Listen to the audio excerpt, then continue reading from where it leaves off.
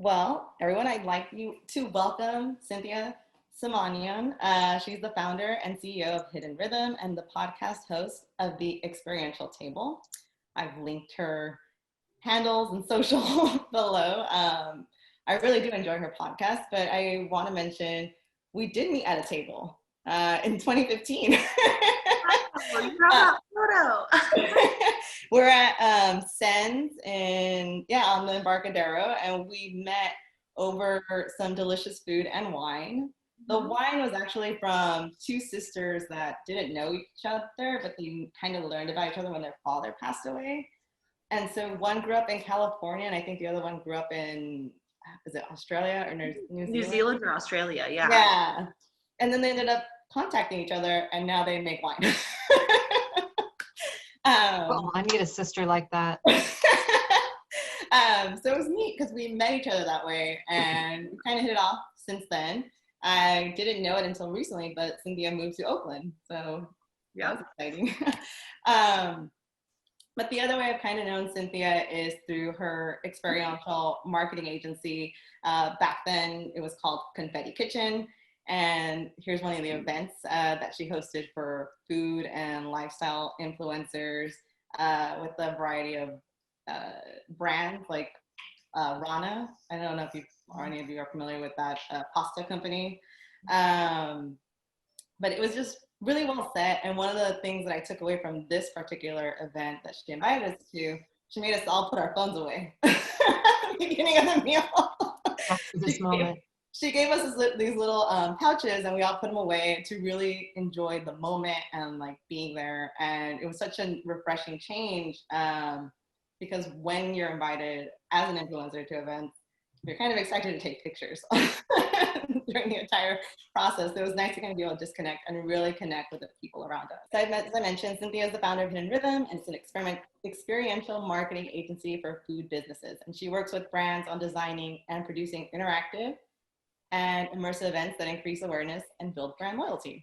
And I'll let her kind of go through more of what she's done, but I do want to highlight she is a Seattle native, but now calls Oakland home, where she lives with her husband and her 4-month-old daughter.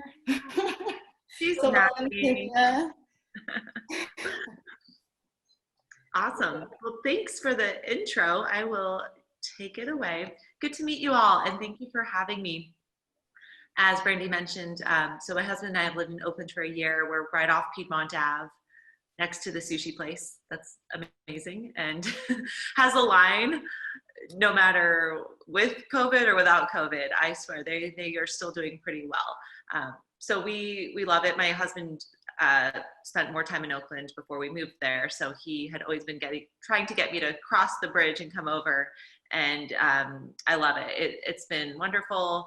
I wish we had more time there before COVID, because I feel like it definitely has changed the city, like all cities and towns, but the community has been great. So yeah, I do have my 4-month-old daughter with my husband, far, far, far away. So hopefully there will be no crying, but if there is, you know why, and she'll be fine.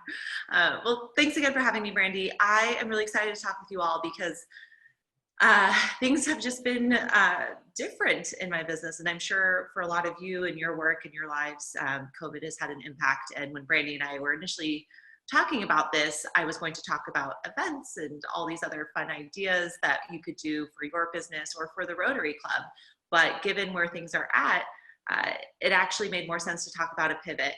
And so what I'm going to talk about today is actually how I was able to grow my business during COVID and actually find a silver lining that in a way is even more exciting than what I was doing before. So I want to talk about that, and specifically how niche marketing has played a role in that.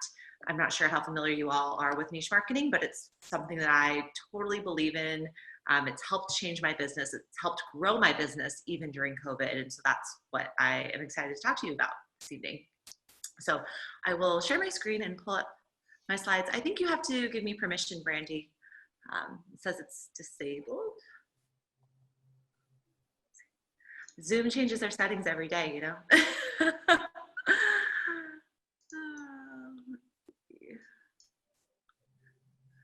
think you could make me a co-host or something that might work. Oh, there we go. I am the co-host now. Awesome. Share my screen. Perfect. All right, so I want to talk to you about how niche marketing saved my business during COVID. I can say that it has. It's been a crazy 6, 7, 8 months at this point, but I have a lot to share that I think will help you all, hopefully in your businesses too. So a little bit about me. I don't know if you know what this delicious dish is, but I always introduce myself with this dish starting first to see if anyone knows what it is. Any guesses in the group? Creme brulee. Oh, that's a good guess, but no. No, it's actually Persian rice. It's called tahdig. Okay. So it's the crispy bottom of the rice pot. So when we make rice in Persian cuisine, the bottom has saffron and oil, and it makes this crispy, delicious crust that we fight over at the table. And I show this photo because it's a very symbolic of our cuisine, but also it represents the fact that I grew up celebrating everything over food. My parents always hosted dinner parties. I was really raised in this culture of hospitality without even knowing what that meant. I was always setting the table, and we always had people over for dinner. I am a graduate of Harvard Business School. I studied entrepreneurship there as well as marketing. What's interesting is most of the stuff that I've learned in business, I actually learned by doing. So it's kind of, it's interesting to look back and see all the case studies and things that we did, but there's no real experience like doing it yourself. So learned a lot there.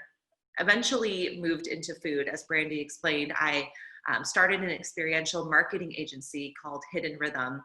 All that means is we work with food brands on events, launches, everything in the offline physical world. So you could imagine that my business was completely impacted by COVID. We were doing nothing in the online space. It was 100% in-person events. And in the matter of weeks, my complete business for 2020 had disappeared from under me. So that is a story I'll tell you in a bit. This is my husband. Fell, like I said, he spent a lot of time in Oakland before convincing me to move across the bridge, and we got married a few years ago. And then this is our daughter, Daria, which that's already an outdated picture. That's about 2 months old. So she's awesome. We love her, and she's gonna get to know Oakland very, very well. All right, so a little bit about my agency. Like I talked about earlier, we work with food and wellness businesses of all sizes. So solopreneurs all the way up to companies like Bob's Red Mill. And my whole mission is to help connect these businesses with their communities, to really find their loyal tribe, basically. And I do this through a few different ways. So first off, I have my experiential marketing agency side, which, like I talked about earlier, is more the event side. And I'll run through some examples of events we've done. But then I've also launched a few other ventures, and one of them is called Cooking Class Business School, which I'll talk about later. I also have a podcast called The Experiential Table, and we have a private Facebook community and more. So I do a lot in the online space. Even before COVID, I was always excited to build that community. So let's talk about before COVID, if we can remember that time. Well, here are some of the events that we have done. Oops, sorry, it skipped ahead. Bob's Red Mill we had worked with, and we did a Thanksgiving themed bake shop where we invited culinary influencers to come to a cooking school in San Francisco and get to try all these different baking ingredients from Bob's Red Mill. Different flours, oh, it's jumping around, different flours and other ingredients. And we actually had them bake a variety of goods that we surprised them and said, we're actually going to have you wrap these up with some fun packaging, and we're going to hand deliver them to someone you love in the city tomorrow. So we did a lot of surprise and delight campaigns, not only just to introduce influencers to brands, but to help spread the word by getting their friends and network involved. All right. Another event that we had done was actually last fall, so over a year ago. We built an indoor apple orchard a block off Venice Beach in LA, which was very fun. And that was for a brand called Bear Snacks. They make apple chips, and our whole mission there was to help bring an indoor orchard environment to the city and educate children about where their food comes from. So taking something simple like an apple chip and showing them the process of how it goes from being an apple on a tree to an apple chip in a bag. And you can see literally it was a block off the beach, and we had this apple farm to apple chip contraption that was interactive. The kids could really play with it, and it was a huge hit. We, mixed technology with analog experiences. And then actually almost a year ago, we had a Native Pumpkin Spice Latte Day, PSL Day. So Native is an all-natural deodorant brand. They also do other body washes and body products. And to celebrate National Pumpkin Spice Day, they wanted to give everyone pumpkin spice lattes in downtown San Francisco and pair that with their deodorant, which actually has a PSL pumpkin spice latte scent. So it was a really fun campaign. Once again, it's more of the surprise and delight, just helping bring brands with people together. And it was so funny. We actually teamed up with a local donut business called Johnny Donuts in the Bay Area. And they were giving out like pumpkin and apple spiced donuts. And it was so funny. We had a line around the block and it was free, but people thought it was paid. So they'd get up to the window and pull out their credit card. And we're like, no, this is actually free. But it's funny that you were going to wait 30 minutes for a donut. It just tells you there's a market, I suppose, for donuts in San Francisco. So this is just another example of some work that we've done. Really fun, like I said, all in the offline physical world. I hinted at it earlier, but really our revenue in Q1 of 2020 surpassed all of 2019. I was really just getting things going with the business. It's only been around for a few years. And so 2020 was looking to be a great year. In fact, our biggest year of business. And then these guys showed up, right? So come, second week of March, my last event was the first week of March. And then come the second week of March, of course, COVID hit. And none of us knew how long it would last. But it became very clear that events weren't going to happen in the foreseeable future. And everyone kept saying Q3, Q4. And now we still don't really know. So if you can put yourself in my shoes, and I'm sure many of you, whether it's in your business or your work life or people my story is not a unique one. We've all been impacted severely. But in my specific scenario, 100% of my business is offline.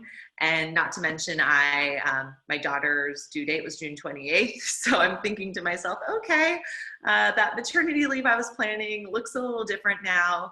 I had plans, and let's just say that the universe laughed at them. So I had to make a pivot. I had to make a pivot very quickly. But I am a very fact-based person. I make decisions quickly, but I usually try to take emotion out of it and think about the facts. And these are the facts that I considered. One is that I always knew that I wanted to build an online course to supplement my events business. As I thought about building Hidden Rhythm, I never wanted to build a huge agency with multiple layers and kind of be that person at the top that only talked to clients when we were in trouble. I wanted to be close to the brands and work up with the events in a creative way, but I knew that that wasn't going to scale well because events are exhausting. It's a ton of physical work, and with a growing family, that wasn't realistic for me to think. So I knew that I had to find a way to grow in a scalable way to supplement that. And for me, creating an online course was the path to doing that. And I had started that journey about 2 years ago. I had invested in some online trainings to learn how to do it. Very meta, an online course to learn how to build an online course, but really started to invest in my community and social media and get myself ready so that one day I could launch a course. The second fact is that now that COVID had wiped out my work pipeline, I had the time to actually build out this course. My original plan was to work on it in September. Actually, over the summer, I thought I would have the baby and work on it during maternity leave because, of course, that would be so easy, right? And for those of you who are moms, you're probably like, what were you thinking, right? Now I know that that would not have worked, but that was my plan. My plan was to work really hard with events and then have the baby in June, and then work on my course in the summer and launch it in September of 2020. But with my events gone, I had an opportunity to work on it sooner. And the third fact was that, so my audience, they're food brands primarily. I noticed that once COVID hit, they all were going on social media very quickly and trying to replicate some sort of experience, like a quick cooking demo, or they were, creating like coloring books with their brand products all over it and having parents download it for their kids. They were all really rushing on Instagram and Facebook to create these digital experiences, which I thought was very smart and very scrappy of them all. And they were doing this because their offline marketing channels were gone, right? They could no longer set up their booth at Whole Foods and get out samples. They couldn't go to festivals, or even the largest food conference in the world was canceled in March. So they had to come up with ways to reach their audience. So given those facts and where I was, at the end of March, I had to make a decision. And I thought to myself, what if I could take what I knew creating experiences offline and actually teach food brands and businesses how to use those principles in the online world? Because I know how to engage people, I know how to connect people and brands in the physical space. And a lot of those principles actually are the same online. You just have to use them a bit differently. So that was my idea. What it eventually ended up being was a course called Online Experiences for Food Brands. So I pre-sold this course, meaning I came up with a concept, I came up with an outline, but I didn't create a single piece of the course until I had someone paying for it. I figured there's nothing to lose. So I spent about a month working on pre-selling it. So I went through a whole launch strategy, and the goal of this course, the idea was that I could teach food brands how to create engaging online experiences. And those online experiences could be cooking classes, demos, anything that really was trying to get them in front of their ideal customer. Well, I thought that food brand founders and marketers would be the ones to sign up. I had done my research, I had done interviews, and I was really confident that these people would be the ones to sign up. Well, who actually signed up? Culinary pros and amateurs. So I'm talking chefs, cooking instructors, really good home cooks, bakers. They actually signed up because they wanted to teach online cooking classes. Because at the same time, we noticed a huge influx of online cooking classes. It was a very big movement. I'm sure all of you have kind of seen those come through your feeds and social media. Here are some articles of what's popped up, and some of this is recent and some of this is from a while ago. But of the 10 food trends for the next decade, family dinners is one of them. We're having this return to cooking at home, and COVID is of course the cause of it, but even after COVID passes, it's very true. You could believe that people will continue to cook at home because they've learned how to do it finally.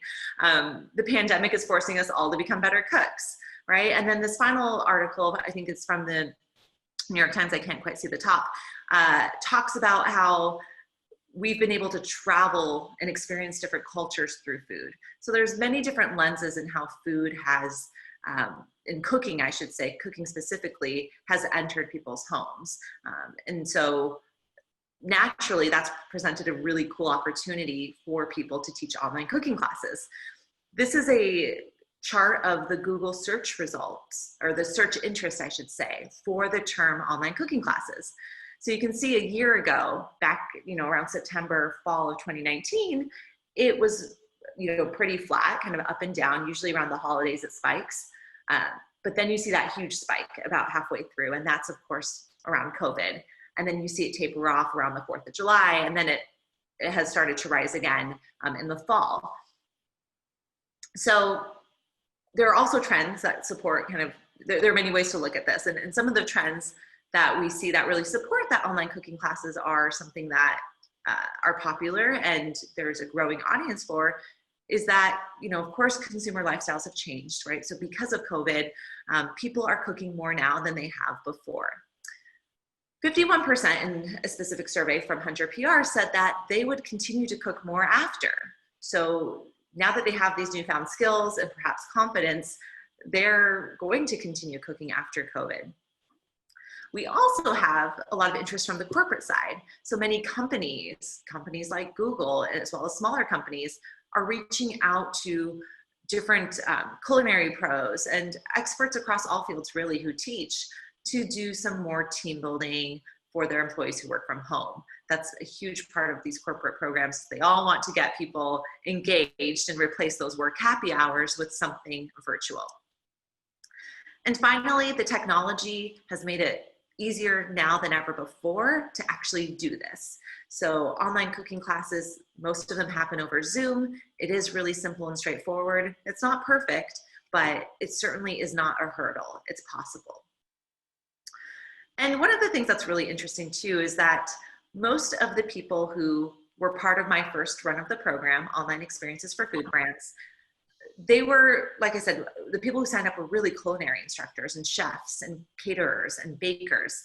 And for them, they were used to, if they taught, their audience, their students were limited to their zip code, right? It would be maybe 20 or 30 miles away, or a radius of where they were based. They didn't really have to think about marketing to someone across the country because it was all in person, right? Well, now with the online cooking class market opening up, they have a huge opportunity because their audience is truly anyone in the world. So it's a different mindset shift for them. They no longer, for them, their competition isn't the two other cooking schools down the street, but it's thousands of other people who can teach online cooking classes. And so I've helped them kind of figure out how to find their niche and how to specialize and differentiate so that they can stand out and break through the noise. So after launching that first program, like I said, I was able to get people to sign up. I had a dozen or so students in April and May, and the program wrapped up the first week of June. So I made it. I was done before the baby came out, which was the 4th of July. So she gave me some extra time. But after that first launch, I was thinking to myself, okay, COVID is still happening. My events aren't coming back. So I earned some revenue from this course. It wasn't life-changing, but it was validating. Like, it gave me some confidence to keep going with it. And because I knew that I had this new audience of aspiring cooking class instructors who wanted to teach online, I thought, well, wow, what if I focused just on them? So what I decided to do was do just that. So narrow my niche. So decide that I'm not going to go after food brand marketers and the people I thought wanted my course. I'm going to go after the people who actually signed up because they care and they want to learn this thing. So I held research calls. I tried to talk to anyone and everyone who wanted to teach online cooking classes. I put just calls out on Facebook. So I'm a member of many different Facebook groups. And I said, hey, I'll buy you a coffee, a virtual coffee, because it was COVID, of course. And I'll send you a Starbucks gift card or whatever if you could speak to me for 20 minutes if you're interested in doing this. And I had about 10 or so of those calls, and they were very, very valuable. And using that feedback, I refined my course, and I relaunched it just a month ago, almost 2 months ago, in September. So the new course, I call it the pivot again, is Cooking Class Business School. And it's really that second iteration of my course in the spring. I had to rebrand it because it really is a class, or excuse me, like a school for cooking classes. I decided that, if you're a food brand who wants to do something else online, great, but this isn't for you. And that was a big decision I had to make. And so this is really the only program out there that teaches culinary pros and amateurs how to create and market profitable online cooking classes. So there's nothing else like it. And it's fun because if people want the solution, I'm their option right now. It's an 8-week program, and we're a little bit less than halfway through it right now. And it's fantastic. I launched it to 27 students. So I had more than double than last time, and I increased the price point significantly. So it starts at $700, but I also have group coaching options and one-on-one coaching for just a few spots. So I was able to earn about 4 times the revenue than I did in the spring launch. So this became meaningful for me. This launch helped me realize that actually niching down and focusing created a bigger business for me. So now I want to talk to you about what I learned. I learned that my computer is very slow. Okay. I learned that it's important to know your niche. I am obsessed with niche marketing because I've seen it work for myself, and it's what I teach my students to do. The online space is so crowded, whether it's what I'm building or what my students are teaching. Online cooking classes, as you saw on that Google chart, the search popularity is very high. So I teach them that the best way to stand out is to focus on a niche, to really narrow in. So what's a niche? Just some basics of niche marketing. It's a subset of a larger market. And a niche has its own characteristics. So people who are in a niche have unique needs and wants. There's something about them that makes them different than everyone else in that market. And I use the term niching down, and that's basically to describe when you narrow in on a niche. So I'll show you an example here. So this is what I use with my students. So you have the niche of like home cooks, for example. And then within that, you have a smaller niche. And then within that, you have the small niche, which is vegan home cooks who are recent college grads, right? That's a very small niche. But you could imagine that if you were marketing to the larger circle, if you're marketing to the orange circle, your messaging would be more specific, and it would be a little bit different than, say, the larger, broader group. So really, with niche marketing, what you're trying to do is focus on the smallest possible market that can still keep you profitable. So you wouldn't ever really have a niche market of one person. That wouldn't make sense. But you don't need to have millions of people in your market. And I think in business, one of our beliefs is that bigger is better, but it's not actually true when you are in a crowded space. So rather than trying to market to everyone, what I have learned and what I teach my students is that you narrow in on your target customer and you focus on who you're really best positioned to serve. And then in fact, what you don't do is just serve them, you actually overserve them. So when you have a niche, in my case, culinary instructors or people who want to teach online cooking classes, I can go above and beyond to really overserve them, meaning I can do things that no one else is going to do because they're not focusing on that audience. So an example would be, this is kind of just a fun example, but for my group coaching students, I wanted to get them a little gift about halfway through the program to keep that motivation going and to surprise them. And I ordered custom aprons. And I'm so excited for them. And if you think about it, not everyone would want that. But because I'm working just with these culinary pros, they're going to be stoked to get a really high quality apron from a brand that I know they're going to love. And so things like that, like that's what I'm able to do when I have such a focused niche. And that's what I tell them that they can do for their audience. For example, I have a woman in my program who teaches Sri Lankan cuisine. The things that she can do by focusing just on that are so much more interesting than if she decided to teach cuisines from around the world, right? The people who go to her class are going to be very interested in learning about Sri Lanka, and that gives her an opportunity to do more to educate them. Like I said before, but wait, isn't a bigger market better? It is only if you can reach that market, right? But the reality is that there is too much noise. So oftentimes my students, they have a hard time niching because they think, well, I don't want to isolate this group or I don't want to leave out that group. But what I tell them is that they won't even find you. You think you're leaving out a group, but the truth is they're not even going to be a customer of yours because they're not going to see what you do because it's such a noisy space. So really by focusing, you're actually building your market and increasing your business. I mean, I look at my own example. My first course was so broad and general that no one knew if it was for them. When I niched down and rebranded the course and said it was specifically for people who want to teach online cooking classes, only then did it actually grow. So some of the benefits of niche marketing, I touched on some of these already, but just to drive it home, you can really go deep on serving your customers because you're solving specific problems. And in that way, you can really create value for them. You're not talking about a broad range of problems, but really the more narrow your niche, the more likely it is that they're all going to have similar problems and you're going to be able to solve them. You'll also be able to surprise and delight your customers. So I shared the example of the aprons. You know what they're all about. You know what excites them. And when I say niche, it's not always just like, they have to be a certain age range or have a certain profession. It's also their mindset, their psychographics. So what are their attitudes? What is their approach to what they do? What are their values?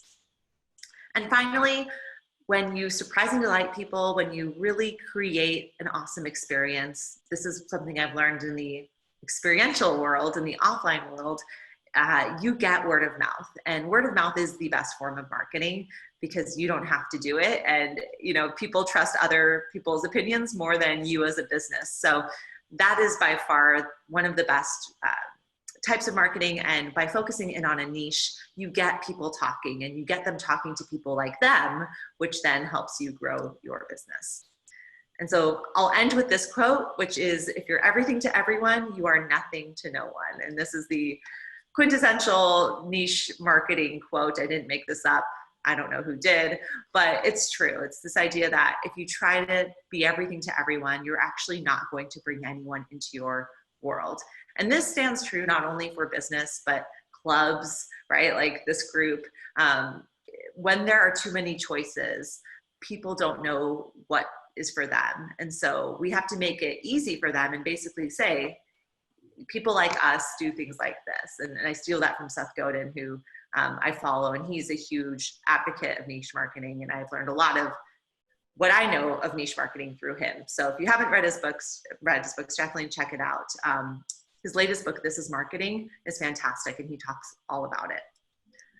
Well, that is it. Thank you for your time. I hope that was an interesting those insights were interesting, and my story was helpful in kind of helping you think about what's in front of you. Awesome. Thank you, Cynthia. I'm going to we have some time for questions. If anyone would like to ask directly, or we're small enough so everyone can. Oh, Lisa asked one. Do any of your students plan on including giving lessons for children who want to cook? Yeah. We have a few that are really focused on kids, which is exciting. In fact, one of my students from the first run of the course, she's incredible. She created a program called Ninja Nutrition. And she's based, in Connecticut. And she focuses on like 7, 8, 9-year-olds. She loves working with them. And she teaches them not just cooking basics, but she actually weaves in discipline, I should say, like discipline and how to like calm yourself in situations and mindset and meditation. It's a really cool program. So she's got something out there in Connecticut that's amazing. And she's doing an online camp. And then I have some students right now who are working on some programming for children. So yeah.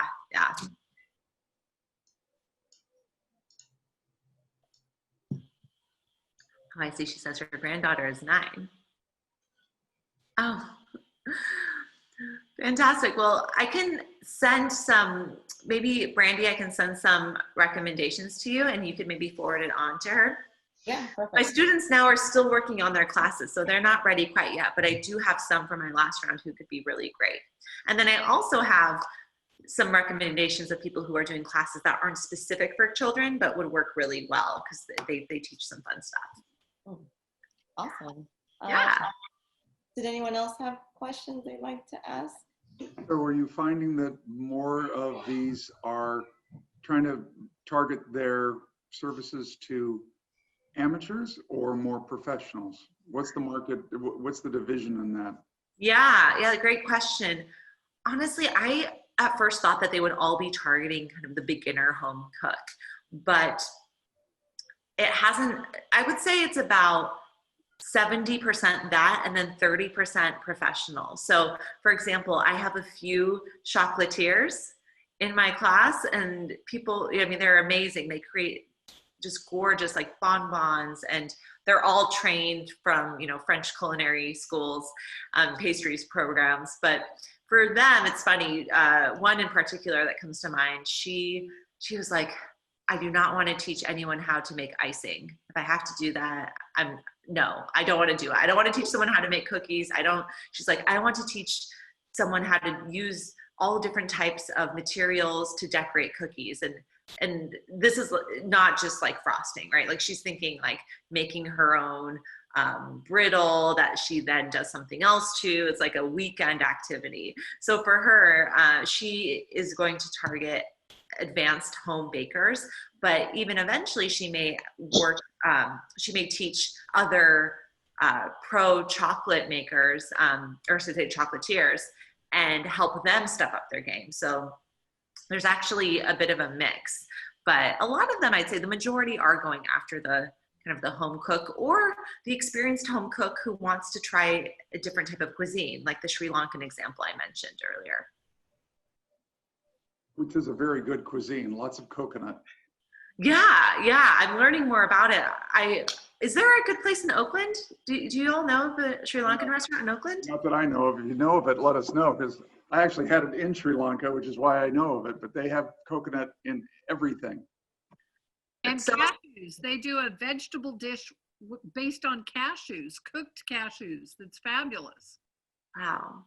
Yeah. Well, actually, it's so interesting. I think Brad, so my student, she is focusing specifically to start on people who have traveled to Sri Lanka or are looking to travel to Sri Lanka, because she has realized that those people have exposure to the food by being there or by planning to go there. And so that's the market she's going to start out with. So it's so interesting that you mentioned that you know the cuisine because you've been there, and that's exactly who she's going after to start.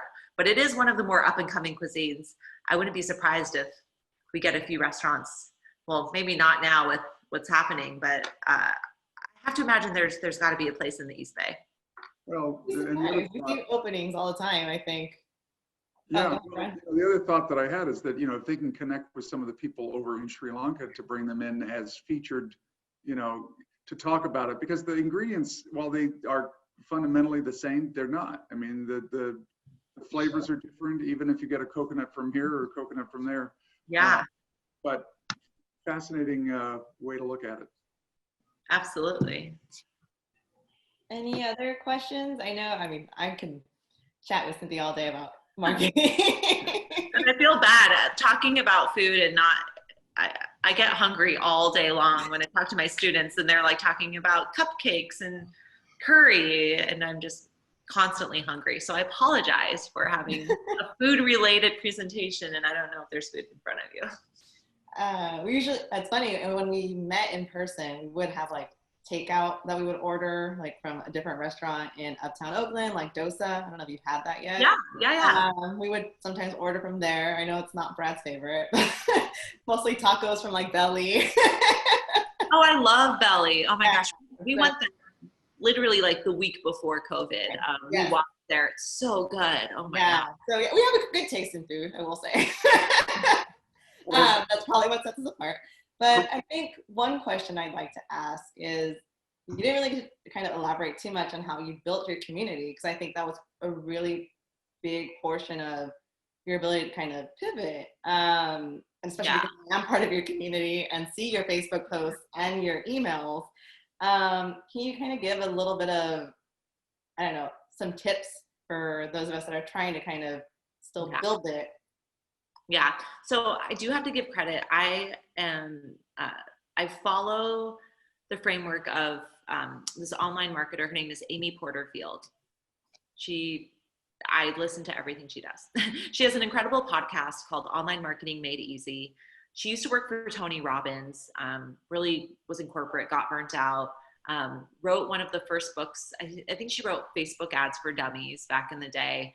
She's built her business from the start, but amyporterfield.com, check her out. I had purchased, variety of courses and things from her. Actually not that expensive if I think about the value it's created for me. But one of the things that I learned through working with her is the need to build your own community, primarily on email. So I do teach that to my students. While social media is great, sometimes I keep up with Instagram, sometimes I don't. I view it as rented land, right? So would you build your dream home on rented land, or would you build it on land you own? And I think we all would do it on land we own. And I call social media rented land because Instagram, Facebook, all of these platforms could disappear tomorrow, but they could also change their algorithms, which we know has happened. They could really alter the way that your audience sees your content.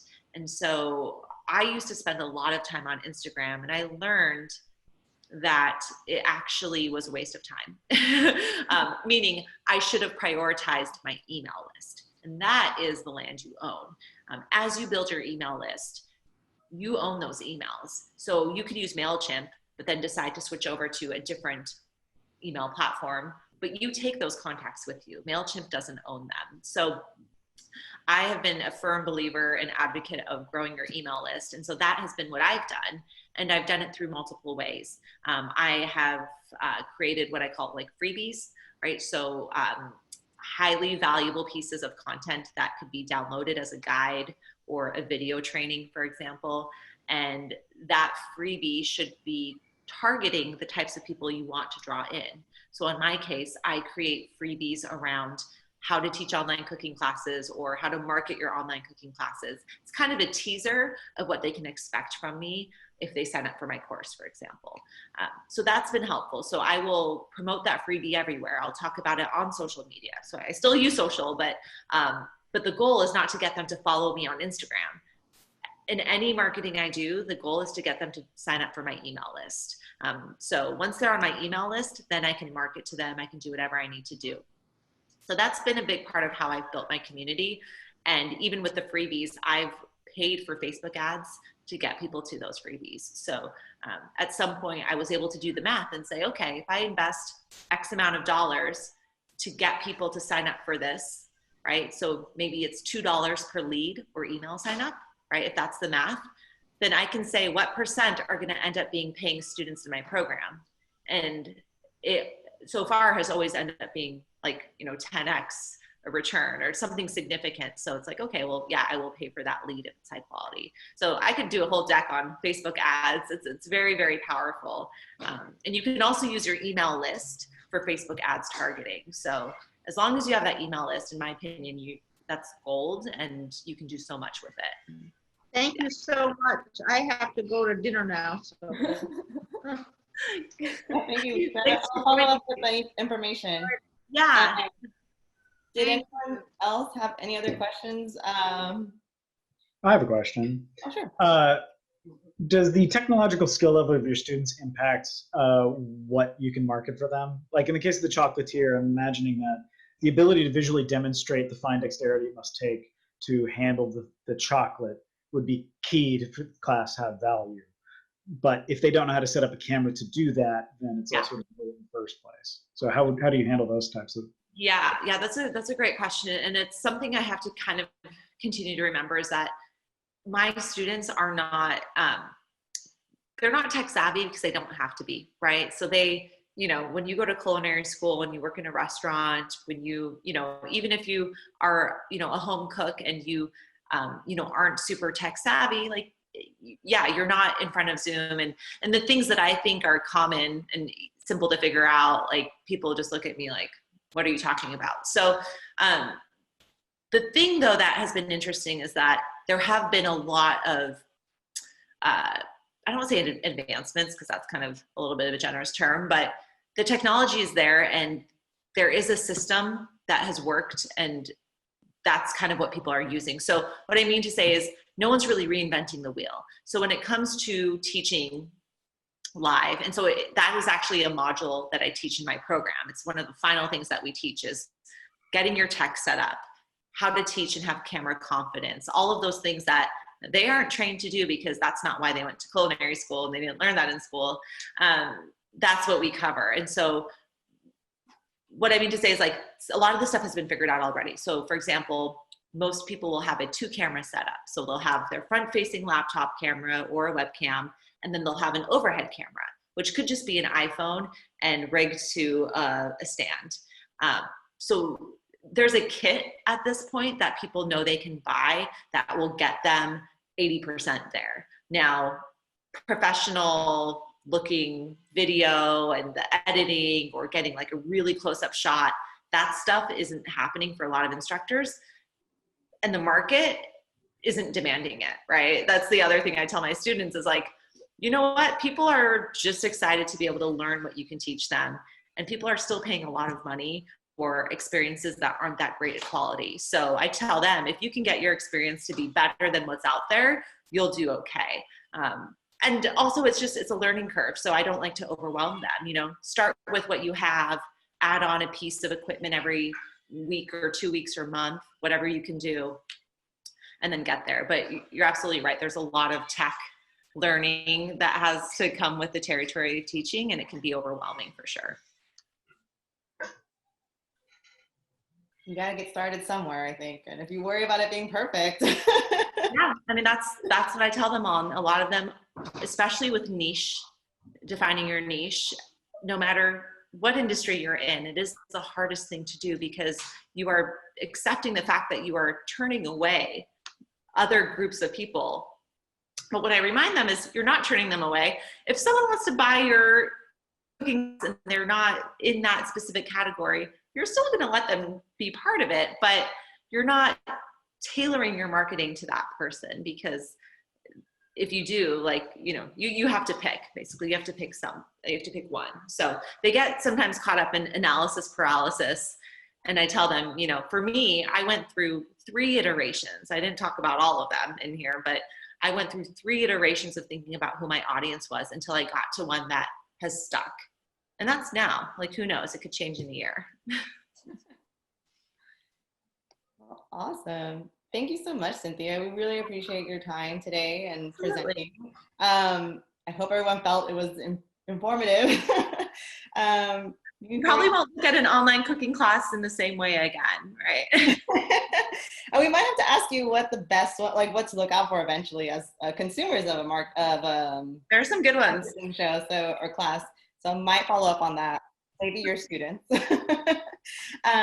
But to thank you for your time, we are donating vaccines in your name to end polio. If you don't know about Rotary's mission, our goal is to end polio now, and it's only endemic in Afghanistan and Pakistan at this point. It was actually also World Polio Day last Saturday, and we're really committed as an organization internationally to make polio disappear, be the second disease that's eradicated. And actually, Jolene is in this photo, so we get out there. Thanks again. Like I said, we'll be sharing your information on our YouTube channel, and I invited Jeff from the Rotary Club of Alameda to check out your talk as well. And, you know, if you're interested in doing other speaking engagements, let me know. But I think a lot of people can learn a lot from how you've pivoted and really how to apply, you know, stop trying to address multiple audiences and really focus on, you know, that core that you're trying to get at. So thank you very much for your wisdom. Well, absolutely. I feel like we can all learn from each other, and with what's happening these days, we're all trying to figure it out, and I've learned from others, and you know, that's how this works, right? None of what I taught was something that I came up with on my own. It's all just kind of going through it with other people who are doing the same thing. Rotary.